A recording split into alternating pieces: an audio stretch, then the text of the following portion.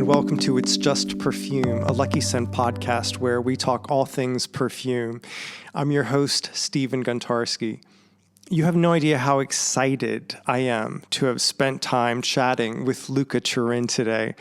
Luca Turin is a biophysicist, and he also happens to be one of the leading voices in perfumery right now.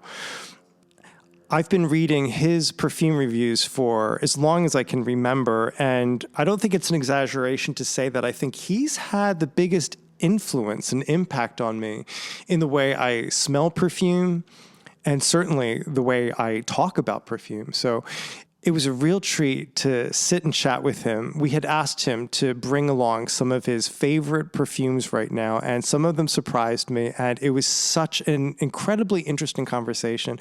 So I hope you enjoy it as much as I did. Luca Turin, you have no idea how excited I am to be talking with you today. Okay, I'm going to fanboy just a little bit because I think between you and Tanya Sanchez have had the most impact on me when it comes to smelling and talking about perfume than anyone else. So to be able to talk to you today is really incredible.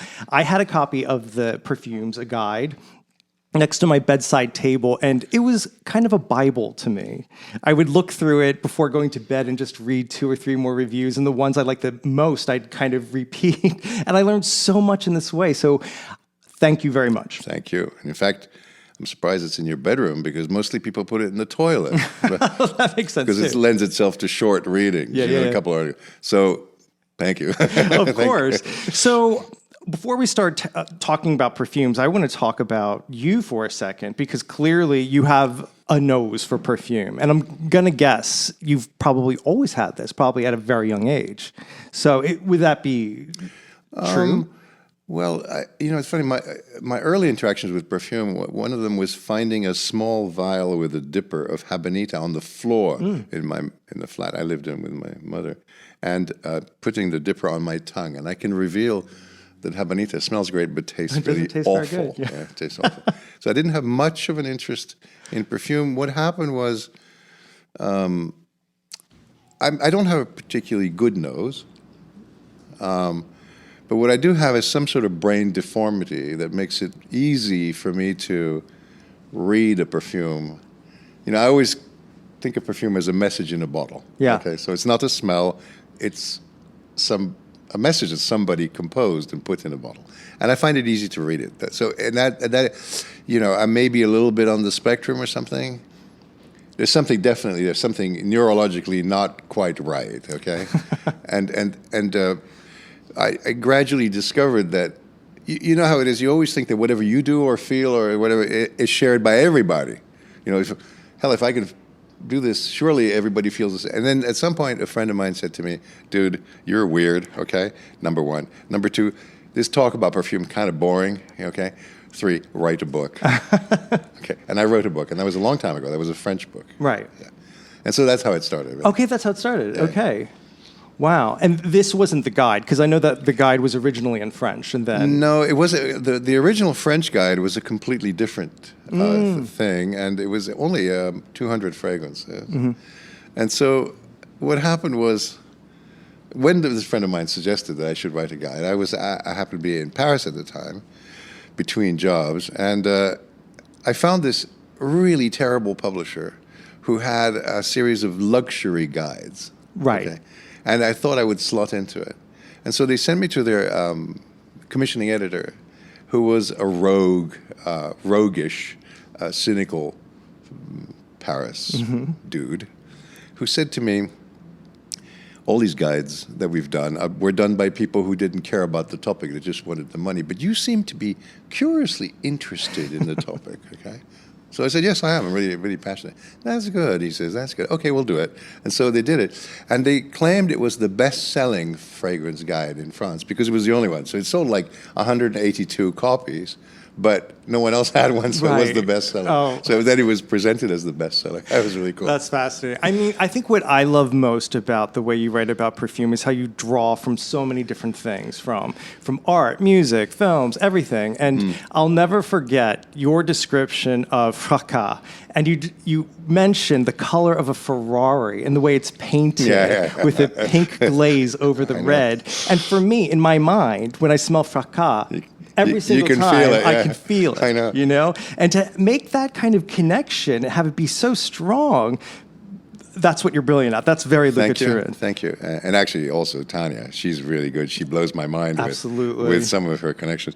Thank you. I feel that, these things have to be self-evident on some level. If you're reaching for some recondite image, Right. it's not going to work on anybody but you. Right. Okay.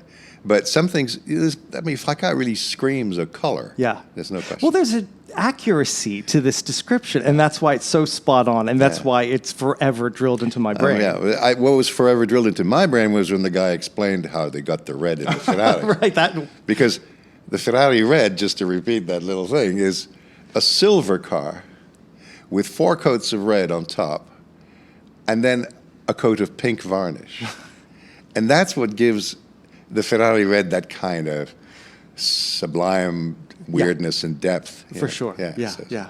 Anyway, and that was translated into perfume accidentally. Yeah. I love it. I mean, brilliant. So, because you and Tanya Sanchez have had such a big impact on me, I and so many people were surprised when a few years ago you announced, I think through Twitter, that you were not going to write about perfume anymore. Right. And then, I guess a couple of years after that, you changed your mind.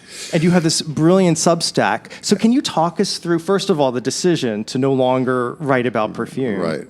Well, so in the first guide, if you look at the perfumes that got the five stars, they were all classics. Yeah. And those have either been mostly defaced or discontinued. Right? There are very few that are still in really, really good, convincingly good shape. So, because there were no new ones like that, that already removed like half of the 5-star perfumes. And then there was a proliferation of second-rate flankers and all manner of stuff. And then niche turned out to be a bit of a disappointment. And so we felt that we couldn't write another guide, full-size guide, that would be mostly bitching. Yeah. Okay? Because it's depressing. Yeah. And if you have like 3 pages of, this is horrible, or who cares, or whatever, once in a while you just need to feel really good about something. So the ratio of feel good to feel not good was wrong. It wasn't working. And then what happened was, first of all, the Substack is a very different medium because you're not trying to be encyclopedic. It's just rhapsodic, right? You pick one thing or another and so on. So that makes it doable. But also, there began the rise of, I don't know what to call it. I mean, Jaina up in Tahoe calls it neoclassical perfumery. So suddenly a bunch of people started doing fragrances that are actually really, really good and do not conform to niche stereotypes. Tell me a little bit about that. You said niche turned out to be a disappointment and the niche stereotypes. What is that? Well, so the original impulse for niche was a perfume that your mother wouldn't wear. And of course, your mother's wearing it. Okay, so that's already... You're painting yourself into a corner, basically. And secondly, it turns out that nobody is more conventional than trendies and more prone to imitation. So, for example, a perfume. Angel, for example, was an outrageous fragrance. Composed outrageously, selected outrageously, and that was from a really big company. And the niche, for reasons not fully clear to me, has inspired more imitation than the mainstream. Would you say, I mean, because I have theories about that too, that it kind of goes hand in hand with social media and influencer culture, because it seems that they're kind of shepherding them into very specific directions, and the things that go viral, these huge trends, are very narrow. And it's always the same kind of ones that get talked about so much and become viral. So I actually think that's where the sameness starts coming out. I think you're much closer to the coalface than I am, because of course you do have a shop and sell online. So I don't know about that. I get the feeling that the range, the sort of the types, of unconventional so-called or niche perfumes were decided early on. Okay, so you had to have one smoky, one oud rose, one whatever. Okay, yeah. I don't even want to think about what the hell they are, because it's so tedious. But and so.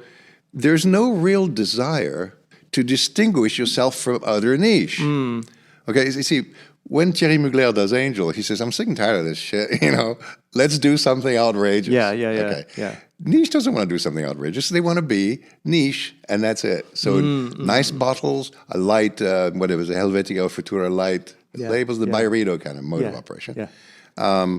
And a reassuring set of fragrance types that people will shell out for. Right. And then oud came in and screwed everything up. Right. Yeah. And it became the jumping on the bandwagon, the go-to, nonsense. Yeah.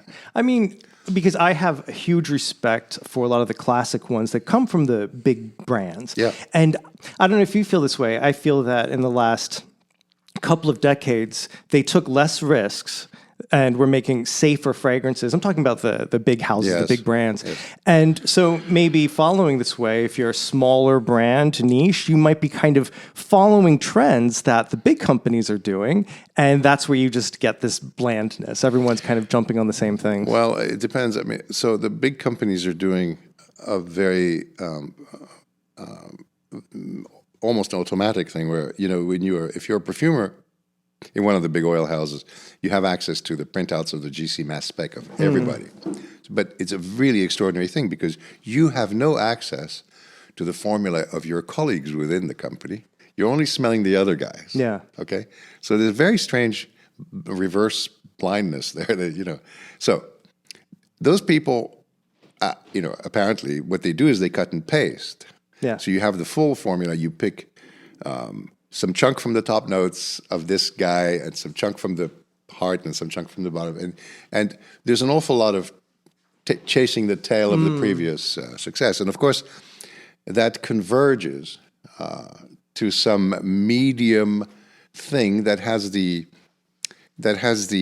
whose intent is to say, I am wearing perfume. Okay? Right. So it's perfume. Yeah. And that was exactly like that in the 50s. All the firms that we've completely forgotten about, rightly so, used to do that. The French perfumes were, for the most part, intensely tedious.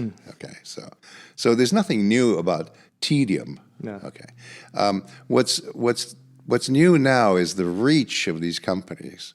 Of course, LVMH companies have a worldwide reach, so you have and they have image. In the old days, there was no perfume advertising worth a damn. Right. Okay, so the phenomenon, the general mediocrity and slavish copying is the same as it always was. Yeah.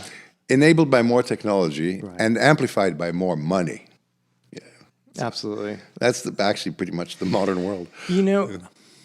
My big question for you: what makes a good perfume? What are the traits that these beautiful, the best perfumes in your opinion, have in common? What do you look for in a scent?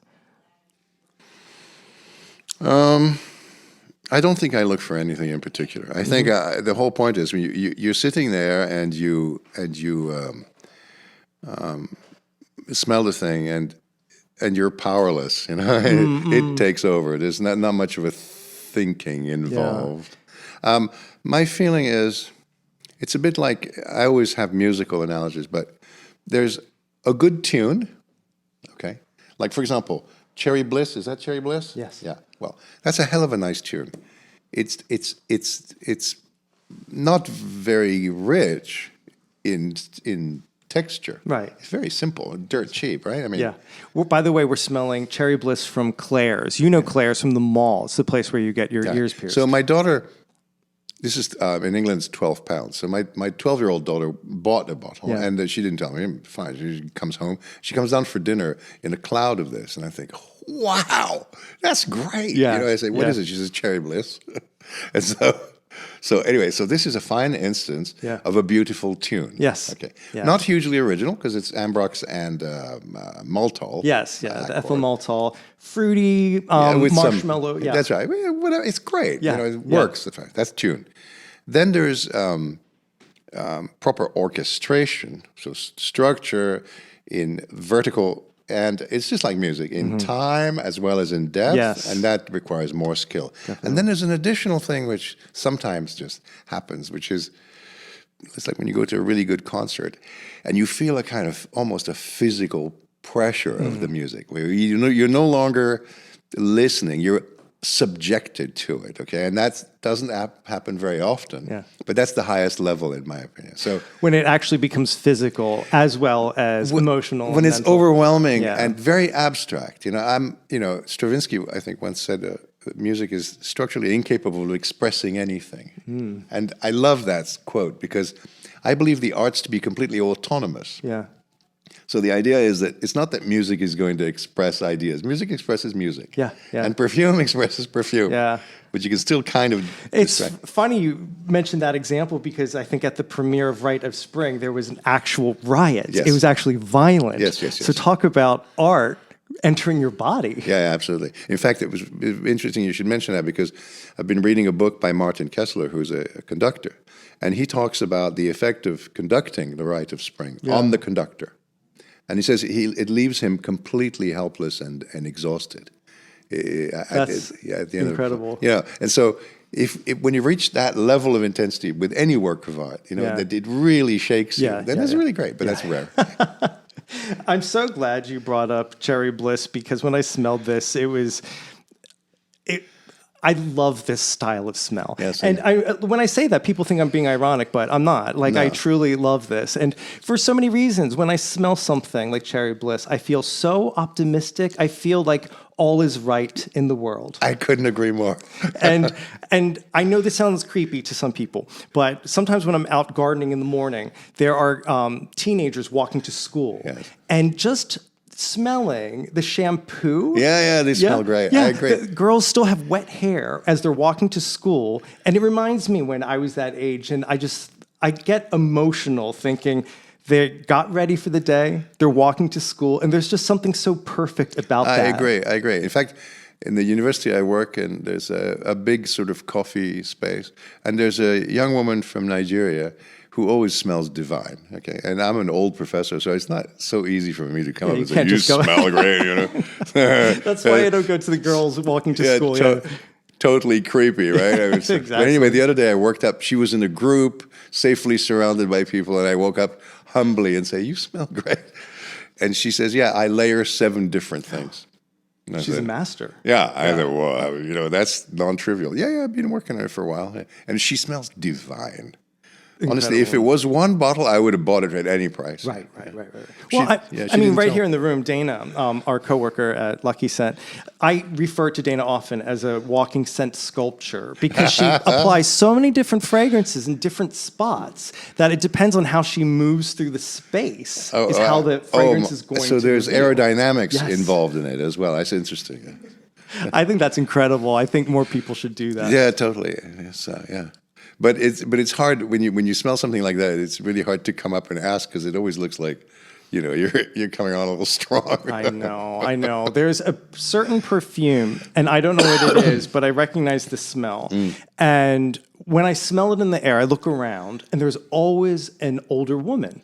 So I know that it was popular at a certain point. And you don't know which one it is? I never had the guts to go up to them in the parking lot and say, "Hey, you smell amazing." One day I have to because it's always the same perfume that I smell. You've got to. These things weigh on you. Yeah, they do. I mean, I know that there were a couple of perfumes I had no idea what what it was, and I couldn't sleep at night. I No, mean, I it know. was torture. I'm talking about it right now. It's obviously Yeah, something. torture. Yeah, absolutely. It haunts me. One thing that I thought was so fascinating about this is I looked at this bottle and I looked at the logo of the sea, yeah. and it reminded me so much of this series of perfumes from Courreges. Courreges, yeah. And that's what I love. Like, if we want to talk about this high-low, high fashion, and like a mass brand like Claire's, and a scent that I also love so much. Which one is that? This is called Slogan, and I know that you will recognize so many of these things happening because it's Annick Menaudot. Oh, she's a genius. She's a genius, She's a jaw-droppingly talented person. Absolutely, and because Bois d'Argent from Dior is one of my all-time favorites, or Bois This is a d'Armagnac. very musky thing. It reminds me of some of the things that Sophia Grossman did for... what was it, Saxe? Or do you remember there was a perfume called S? Yes. Yeah. Yes. I remember that. This is very, very musky, basic musky, but perfect for Courreges. Because Courreges was always a kind of the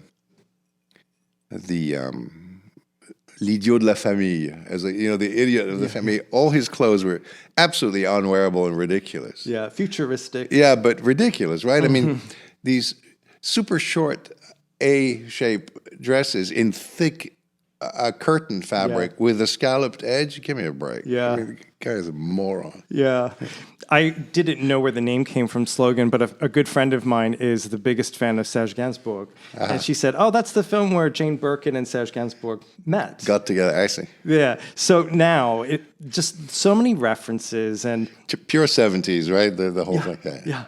And I love this scent because I think what Annick Menaudot does so beautifully is that musk with a little vanilla and sawdust. Yeah, totally. Yeah. It's a sort of meringue. For sure. Yeah. Well, she's a genius. You know, it's really interesting. I've heard there is this at the moment. It seems a fashion in the big perfume houses to demote people when they turn 50, when they're no longer decorative. No. Yeah, absolutely. They want a face of a perfumer to be shown to the world, and if you're no longer in a young person, that doesn't surprise me, but that's disappointing. Well, that's ridiculous. Yeah. And so I mean, Germaine Cellier was a model, so she might have made it into later life. Yeah. That's wow. So, okay, for you listening, we asked Luca a couple of weeks ago to come up with Hall of Fame fragrances. And as we say with all of these episodes where we talk Hall of Fame, these are not the greatest of all time because things change and also your tastes change. And there's so many perfumes that I think are groundbreaking and incredible, but I'm not interested in them right now. And I certainly wouldn't wear them. They're not my style, but that's not to say they're not masterpiece fragrances. I agree. Yeah. So these are 5 that you're thinking about a lot, that you hold very highly. One of them was Cherry Bliss from Claire's. Yeah, 12 pounds at your local ball. Fantastic. Yeah. Money well spent, yeah, really. And this was also on your list. Ruade, yeah. Yeah. This is Ruade from Parfum d'Empire. Yeah. So Parfum d'Empire is an outlier, really. And it's the result of a true obsession, with quality, which is actually now spreading. It's been an example to others. I really believe that many other small niche firms are now revering Parfum d'Empire, and it's become the new Guerlain in essence. I mean, so everybody's got to start somewhere. And Marc-Antoine Corticato, who's the guy behind it, he's now assisted by Alexis Toublanc, who is a very knowledgeable about the history of fragrance as well, and also a good art director. Yeah. So together they do this stuff now. And Ruade is, so when Oud came out of the woodwork, so to speak, 10, 15 years ago? Yeah. So the problem with Oud was that it basically smells bad, right? So, and it's expensive, and every batch is different. Yes. So nothing happened to Oud until Harman and Reimer, I think, Simrise, put together a synthetic Oud base, which was, reproducible. Okay. And then it became a thing, partly because sandalwood had disappeared, so you needed a different dry down note and so on. And it had a more ambroxy kind of feel. So it was just the right thing at the right time. But what got lost in all this translation was the absolute evilness of real oud, okay? The barnyard, blue cheese. The incredible mixture of barnyard and God knows what all else. Right. Honey, celestial light, that kind. Yes. I don't know what it smells of, but it's like Narcissus. You're getting the whole soup to nuts thing in oud. And so Marc-Antoine is a horse guy. He rides horses. Oh, I didn't realize. He's absolutely crazy about horses, and he says, I wanted the smell of, at the end of the day when you have the saddle and stuff and you put it back in the box, you put all your tackle back in the box in the back of the car. And he says there's a smell there, which is a mixture of horse sweat, warm leather, God knows what, excrement. Yeah.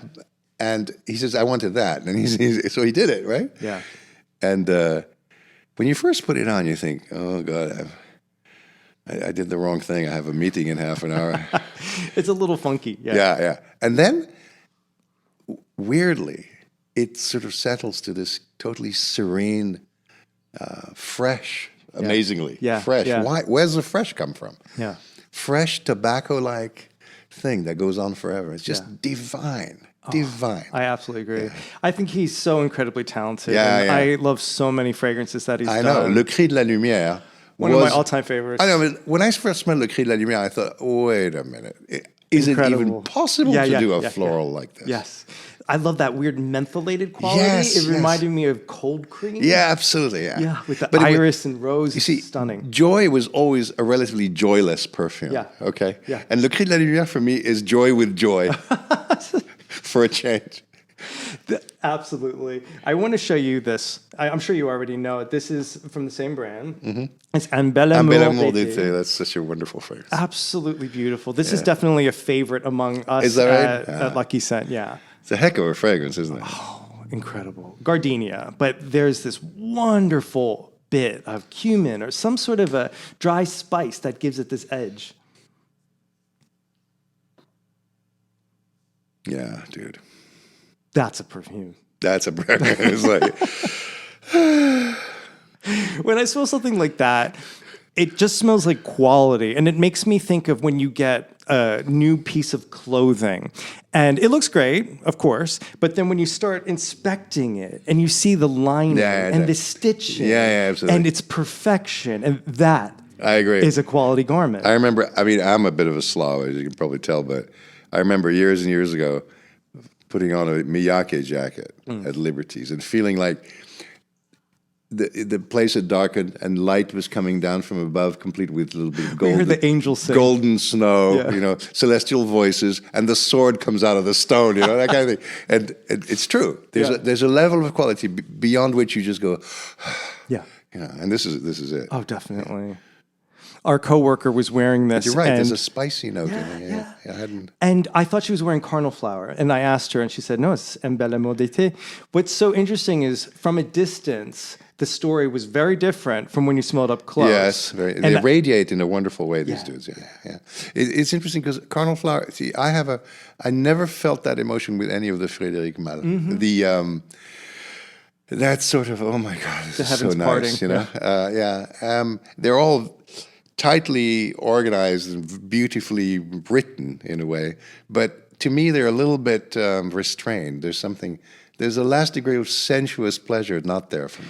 That's interesting, because right before we started taping, you started talking about jazz. Yeah. And I feel that what you just said about the Frederic Malle is maybe there isn't that looseness of a jazz musician, maybe. Yeah, maybe. Yeah, the analogy I make with jazz, I'm a scientist, and some sciences are fair, and some sciences are unfair. Let me explain. So if you're a mathematician, and you're 18 years old, and you're from Novosibirsk, if you publish something really amazing, people will notice in about 10, 15 minutes, okay? Yeah. In experimental sciences, it can take a lifetime, debate and all that stuff. Now, jazz is kind of like mathematics. You get on the stage, you clip on the horn, you blow, and that's it. And if you're really good, no one's going to argue. Right. Okay? Yeah. That's it. Yeah. And so perfumery can be like that, or it can be a kind of the million people who imitate Coltrane. Yeah. Right. And I feel there's an element, and my God, Frederic Malle is going to kill me for the third or fourth time. And for the record, I'm actually a big fan of the brand. I'm a fan too. I think he's done Une Rose is one of my favorite roses. well. Yes, absolutely beautiful. but that's because Edouard Flechier is a weird genius. Yes, absolutely. And I don't think he was completely controlled there. No, it's gorgeous. Yeah, but there's with the Malle, you feel a very tightly art-directed product, which perhaps could have benefited from a little bit of loosening of the belt, I think. And for example, Parfum Thérèse, I don't like it. I find it harsh. Yeah. It is a Rudnitska feel, but there's an edge to it that doesn't make you feel comfortable. Anyway, this is terrific. Beautiful scent. Absolutely gorgeous. So this one was the most fun to get because I had to wander around Los Angeles, and I was able to get the sample. This is from Cartier. Leur Perdue. Yes, exactly. And I'm so glad you put this on your list because I didn't know it. Yeah. I had a wonderful time at Cartier. The sales assistant, her name was Asia, was the kindest person. And look at this beautiful sample she gave me. I've never seen those samples. They're beautiful. Stunning. And I put this on. I love this perfume. I know, it's crazy, right? Yeah. You know, just so you know, at Cartier, for those of us who are poverty-stricken losers, you can go in Cartier and you ask for their red ink. And at first they don't know what you're talking about. And then they call in the manager and he or she opens a drawer. And there's in fact a Cartier red ink for fountain pens, which is the best red ink in creation. And so you can walk in and out of Cartier having bought something and still pay the rent. So that's amazing. So I regularly do that. Well, I actually spent no money there at all. And she gave me this beautiful sample and also this little beautiful, let's face it, it's a travel-sized bottle of the L'Heure Convoité. L'Heure Convoité. Beautiful nice. carnation. So do you know the story of this one? I don't know. Okay, so Mathilde Laurent, who should get honorary Spanish nationality, in my opinion, because she's the most flamenco person I've ever met, even though she's... I can't wait to hear your explanation. She is so intense, so smart, and so combustively alive, okay, that, she's too much almost. Yeah. Anyway, she's wonderful. She's a genius. She decided to do a perfume without a single natural material.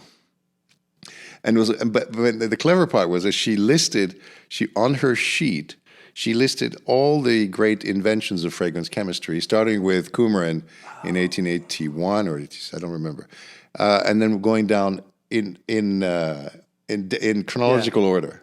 And then she tried to do a fragrance with something of the first 40. Right.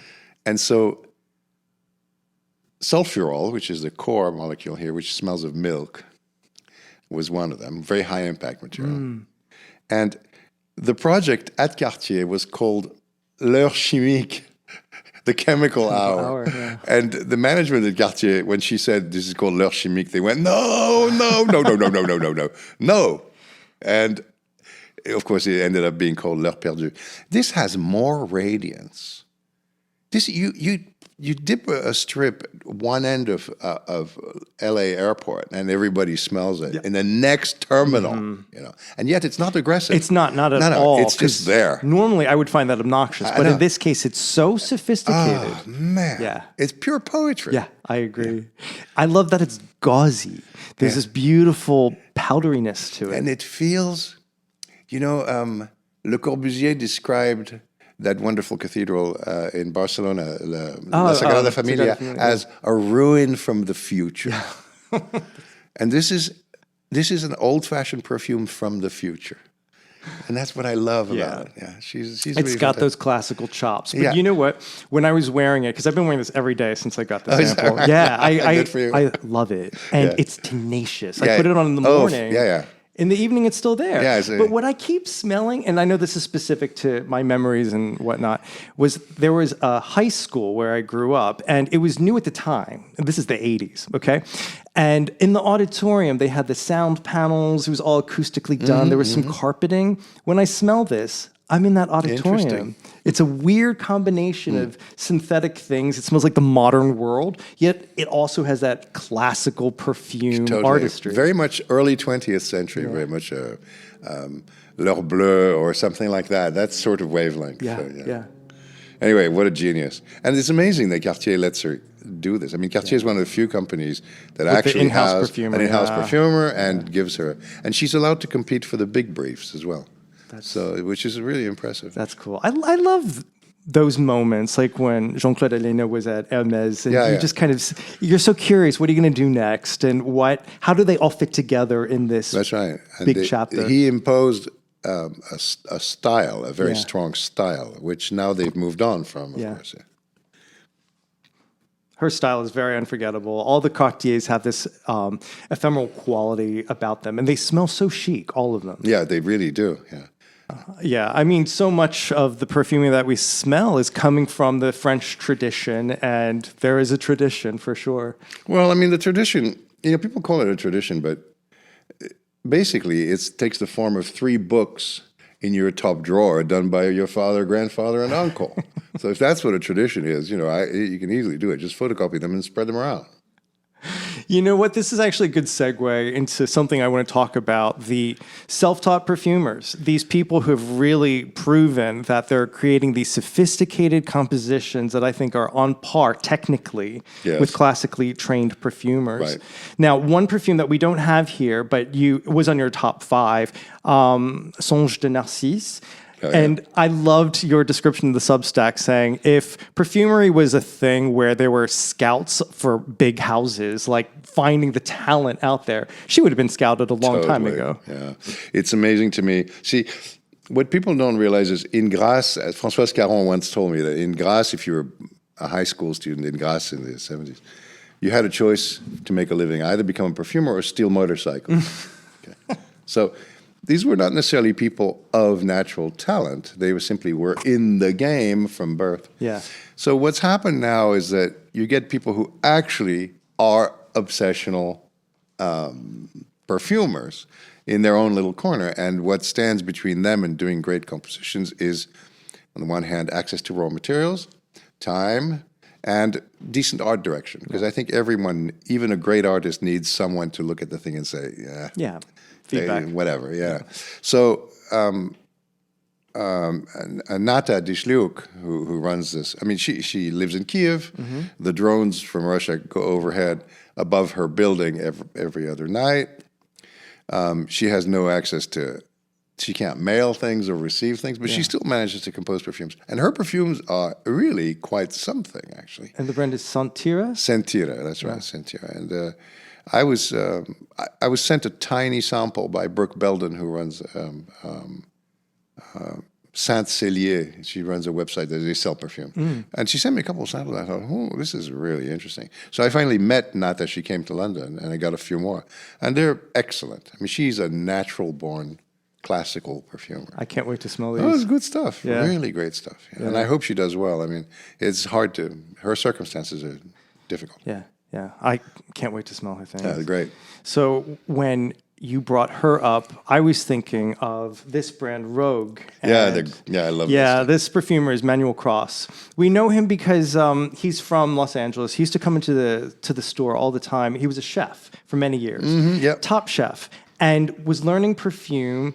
And it's just, he's got it. He's got this sensibility. Also, his appreciation for vintage fragrances. You can tell in the blends, it's there. And the control. So when I smell something from him, I feel like I can trust it. Like it's not going to do a weird thing 30 minutes into it. It's not going to give up on you.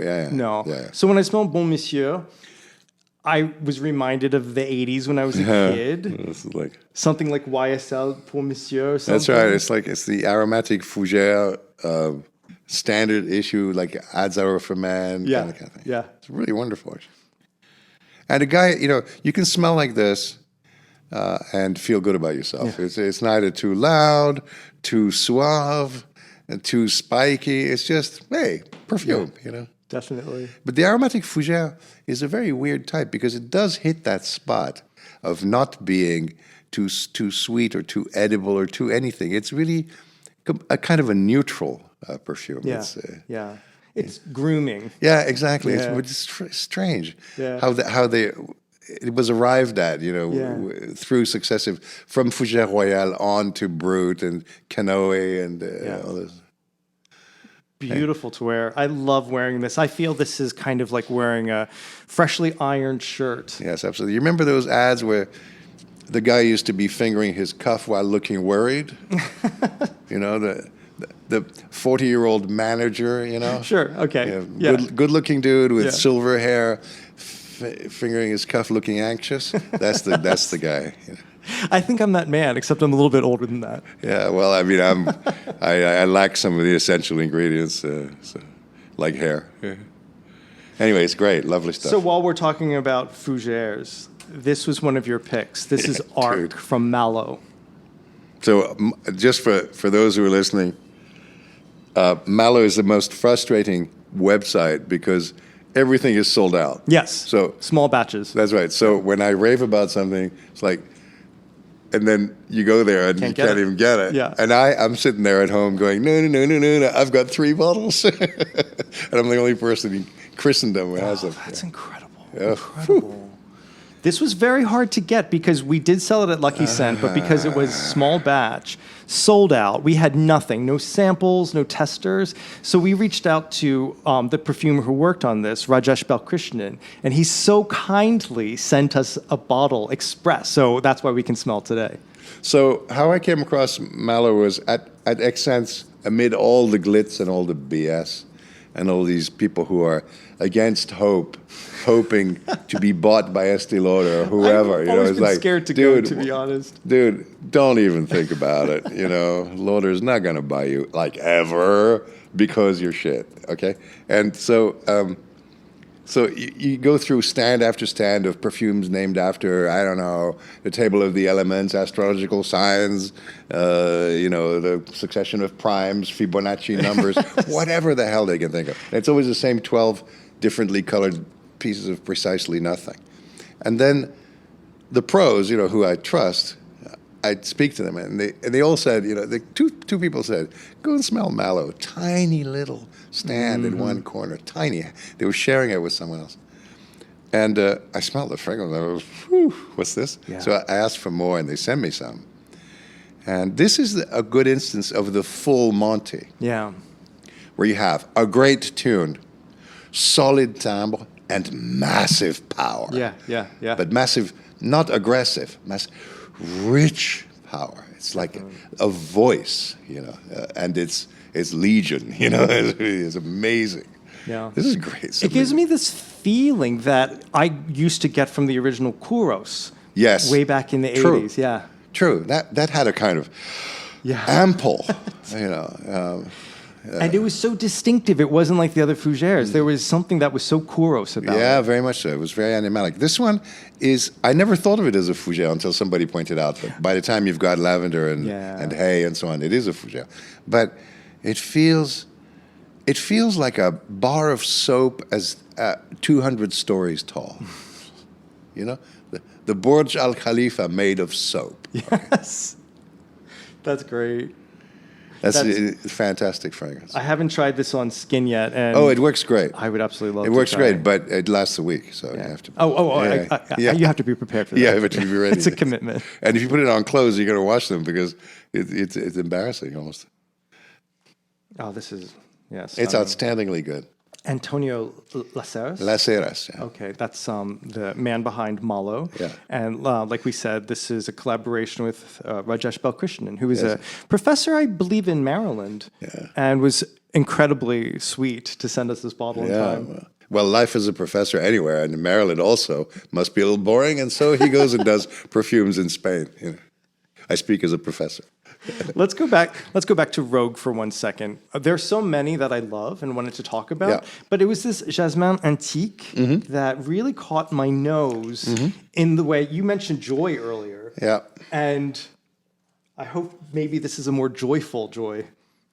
Yeah, it's very nice. It's got it's very indolic, and it has. In the middle, hidden somewhere, they're trying to get out. It has a fruit, like a strawberry note or some cherry note of some kind. So it's actually a very interesting jasmine. Yeah, this is jasmine. It's like, okay, God made jasmine for His own reasons. People always say, well, pollinating flowers, they need to advertise their presence and so on. Yeah, but that much? I mean, the flowers have gone so far overboard that the insects are probably saying, oh, come on, give me a break, Why don't you wear something simple tonight, It's such a beautiful smell, and This is great, actually. yeah. Beautiful job. the fact that In a very well rehearsed genre. So there's like a million jasmines out there, and you come up with one that actually does the job. Great job. yeah, and the real quality is on Yeah, skin, how it continues to unfold and just reveal different aspects. I of the assume jasmine. there's a high quality jasmine. Of course, I mean, it's not just the composition; it's good materials to start with. I think that was kind of Manuel Cross's thing when he launched the brand. He was using whatever material he wanted, didn't care about the cost, Yes. and they were not IFRA compliant. So he was just using. Oh yeah, what that's he the wanted other to thing. use. Yeah, That's the other thing. That's right. yeah, but it's complete artistry, really. IFRA compliant. God, I'm so sorry. I live to see that. Oh, these people. Do you think that's When why? the world is actually the dermatologist tail is wagging the perfumery dog. Do you think that's why so many of the 5-star fragrances from the guide have changed because of No, IFRA? I'm reliably informed by Dominique Robion that if they wanted to put the money in, they could have essentially pristine reconstructions of the classics. It's just that they all took the opportunity to cheapen the formula. They used IFRA as a pretext. Yeah. I mean, this is a very cynical take on it. I can't vouch for it, but Ropion says, look, you could do every last Guerlain almost as good as the original if you But wanted the cost would just to. The cost might be big, but they would still make money. Yeah. Because the formula cost right now is a joke, right? $30 a kilo. Right. Come on, of oil. Yeah. So they spend more money on the cap. Isn't that interesting? You would think that someone like Guerlain in that case, because all these brands have these more luxury lines as well. But they're not luxurious. Well, that's the thing. If they're going to be charging so much per bottle, then get the real jasmine. What's that Guerlain line the one that has lots of fragrances? Is it L'Art et la Matière? Yeah. Give me a break. Well, some of them I'm a big fan, but they're also discontinued. Like one of my favorites from Manado is the Bois d'Armagny. Oh yeah, discontinued. But that was a great one. It was good. Yeah. Yeah. I forgot it was in that line. Yeah, and Bois d'Armagny was excellent. It's beautiful. Yeah, beautiful. Really good. No, but I mean, first of all, the prices these days. I mean, come on. Very expensive. Yeah. £220, And the thing is, 12-year-olds walk in with their mother's credit card and shell out the $220. Yeah. That's interesting. I was actually thinking about that when you chose the Claire's fragrance because we've seen in the past decade that a lot of the younger folks out there are aspiring to these incredibly luxurious perfumes. Mm-hmm. So we have a 12-year-old girl wearing Baccarat Rouge, which is very strange. A very cheap formula. For sure, but it's not cheaply priced. No, expensive fragrance. Yeah. And, people love to hate Baccarat Rouge. All the people in the industry really go out of their way to diss it. The thing about it is that it's so recognizable. Yes. You walk around. When I went to Naples with my daughter recently, I was walking around. I could smell it here, there, and there, and it's a shape in the air, and it's so distinctive. Yes. So, okay, Francis Courreges does too many perfumes. Half of them are phoned in from some remote location. He's done some great things occasionally, and this one is weird because it's not a good fragrance in the way that we've been discussing. Right. Emotionally, in not that very it's good. so simple, but technically, what a piece of work! Yeah. Maybe it was accident, maybe it wasn't. I don't care. It's really impressive. Yeah, really impressive. Has a shape in the air. That's exactly you know it. You know it's there, and nothing else will do it. Yes, amazing that. That's 100% what that fragrance is. Yeah, and people want that. People want it to be distinctive, and so why not? Yeah. No, I mean, my hat is off to that fragrance in that way that those groundbreaking ones, because they were so influential and became so popular, there's always a backlash, So if I tell someone now, like, oh, I love Angel, I love Poison, a lot of people are like, how could you like that? Because they remember the backlash. Yeah. But there's a reason why they got to that level. But Angel was interesting to my mind because Angel could not be improved upon. You could only go downhill from that. Right. It was peculiar. Yeah. So it started a whole slew of fragrances. None of them were better. Right. Whereas in other cases of great classics, the imitators were better than the original. So all of the Guerlains were basically coties revisited. Okay. So, Emeraude, Shalimar. Mitsuko is Chypre from Coty. Yeah, Chypre, and then there was L'Heure Bleue is, I forget which one. There's a L'Origan. Okay, so Guerlain was constantly being one up on Coty, but being one down is not so interesting. Right, for sure. Yeah. That's fascinating. I just want to go through one more thing. This I find very interesting. This is a brand called One Day from Hong Kong. Oh, yes. Michael Wong is the perfumer. And what I love about this is I'm smelling references that I haven't smelled before. And coming from a Korean background, I like to smell some of these things that I grew up with and have them in perfume. I think it's novel, but well done. These are well-crafted fragrances. So this is Taipei, and you get this wonderful steamed rice and taro. Oh, yes, I know that one, yes. Yeah. Yeah, it's got a very, very unusual vibe. Yeah. That tune is different. Yeah. It's, a new tune. And yet I recognize the sandalwood in there. I have some Mysore sandalwood at home that I sometimes it's that dab creamy, that yogurt note of sandalwood is clearly there.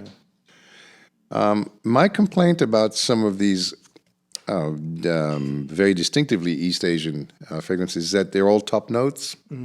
So the first 10 minutes are very exotic and surprising, and then you revert to type in a rather skimpy way. Miyako by Euphorie was an exception. It was weird from top to bottom. But it turns out that I smell Miyako differently than other people. Oh. So my passion for it is not shared because it's actually a different perception. Yeah. Beautiful. I think what it comes down to, this fragrance, is the sandalwood. That's what's going to do the heavy lifting and the dry down. Yes, and the sandalwood has that thing that natural sandalwood, gives you, is the yogurt. This was such an interesting scent when I first smelled it, Psalm. I think what spoke to me are these notes that I grew up with. This Korean root called oolong, also the ginseng. For me, these are very root notes. Yeah. Along maybe with some like red pepper flakes. There's something so interesting happening. But when I got it on my skin, far into the dry down, it starts going into a fougere. And I'm thinking, oh, is this a weird grandson of gray flannel? But starting off with these crazy root notes. See, up top, I think Mitsuko has a lot of that. Okay, yeah. The first 5 minutes of Mitsuko are so medicinal. Yeah. That you feel like this is, these are roots, like rhubarb root. Yeah. You know this Italian liqueur, rabarbaro? No. It's kind of like a vermouth, same strength of alcohol, but it contains rhubarb root, and very much that. Yeah. I suspect this actually contains rhubarb root. Oh, probably, yeah. Yeah, these are interesting and different, Yeah. And you need things that start off in a different direction. Yeah, I agree. Because, we smell a lot of perfumes, and I've smelled a lot of fragrances that are kind of out there, a little bit zany, but the thing is when you look at the seams... Yeah, it doesn't work. It doesn't work. There's something sticking out or something kind of scratchy, something that keeps it from... But there's a lot of one-liners. It's like in contemporary art. Yeah. You're supposed to walk past the thing at a certain speed, so it doesn't sustain attention more than that. Yeah. A lot of one-liners. Yeah, for sure. Top There's notes, a lot out especially there. Yeah. top notes. The top note accord, boom, and then so what? Yeah, definitely. These are really good, actually. Is this Prem Lomros?